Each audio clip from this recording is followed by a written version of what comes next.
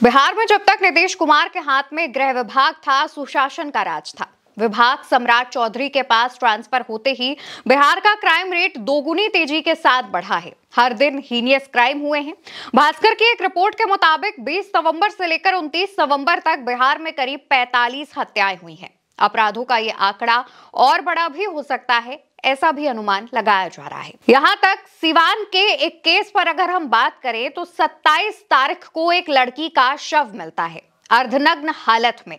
26 नवंबर को जब लड़की घर से गायब हुई थी और काफी ढूंढने के बाद नहीं मिली और पुलिस से जब इस मामले को लेकर शिकायत दर्ज कराने के लिए परिजन पहुंचते हैं तो पुलिस कहती है जवान लड़की है, किसी लड़के के साथ चली गई होगी, इंतजार कीजिए वापस आ जाएगी। यानी कि पुलिस से हम ये उम्मीद करें कि वो हमारी लड़की खोजबीन करके दे, उससे ज्यादा पुलिस अपने इस बयान में उलझी थी। 27 तारीख को उस लड़की का शव मिलता है और आज तक कोई भी कार्रवाई, कोई भी एक्शन नहीं लिया गया, कोई भी एफआईआर पुलिस की तरफ से नहीं दर्ज की गई।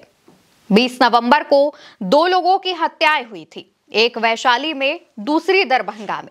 21 नवंबर को सिवान, वैशाली, मोतिहारी, अररिया में लोगों की हत्याएं हुई। गोपालगंज में 3 साल की बच्ची की हत्या की गई।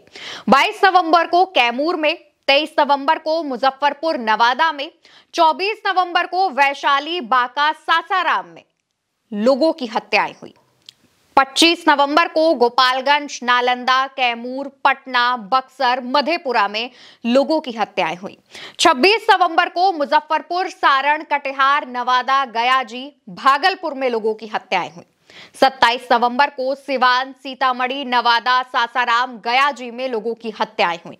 28 नवंबर को मोतिहारी, सारण, बांका, अररिया, नवादा और औरंगाबाद में लोगों की हत्याएं हुई। यानी कि हर दिन 2 से ज्यादा केसेस सामने आए हैं और ये केसेस हत्याओं के केसेस हैं।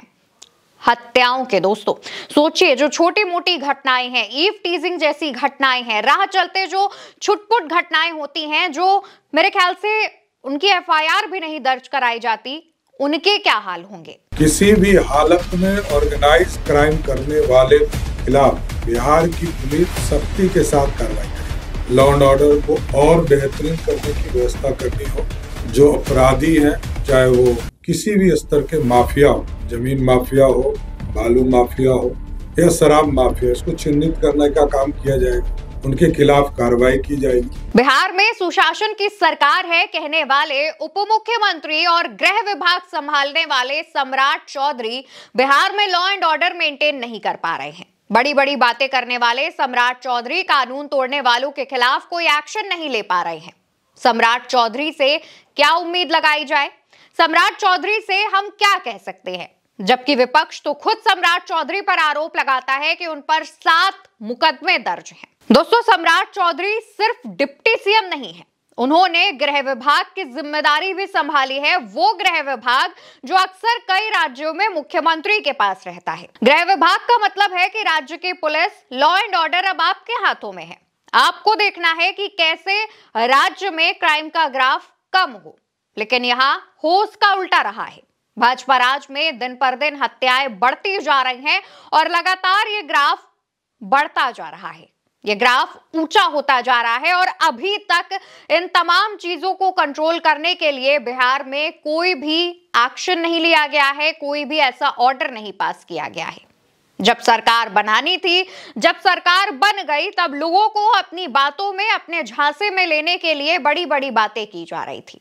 लेकिन लॉ एंड ऑर्डर बिहार में डिसऑर्डर हो चुका है।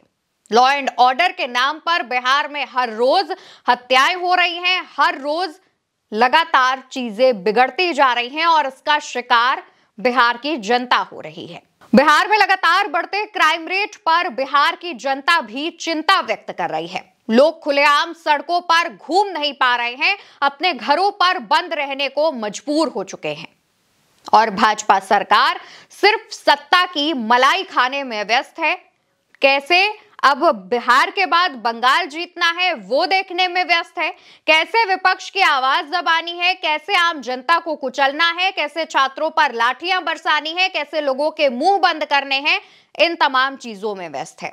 और कैसे किस पार्टी में तोड़फोड़ करके खुद को मजबूत करना है, इन चीजों में व्यस्त है।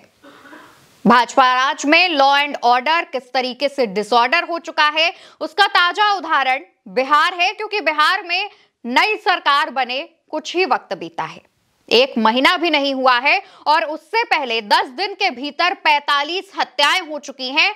अब ये आंकड़ा और भी बड़ा हो सकता है, इसकी भी संभावनाएं जताई जा रही हैं।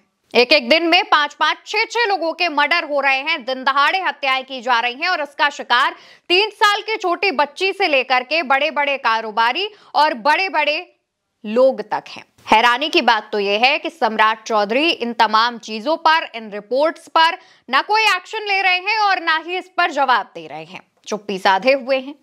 गृह विभाग उनके पास है तो जवाब की उम्मीद भी उनसे ही की जा रही है। देखना होगा कि आगे आने वाले दिनों में क्या सम्राट चौधरी जो लॉ एंड ऑर्डर की बात करते हैं वो वाकई कोई एक्शन लेंगे, या फिर इसी तरीके से बिहार में क्राइम रेट बढ़ता जाएगा और जो चिंता विपक्ष जता रहा था कि बिहार जो है वो देश का क्राइम कैपिटल बन जाएगा, वैसी स्थिति हमें बिहार में देखने को मिल सकती है।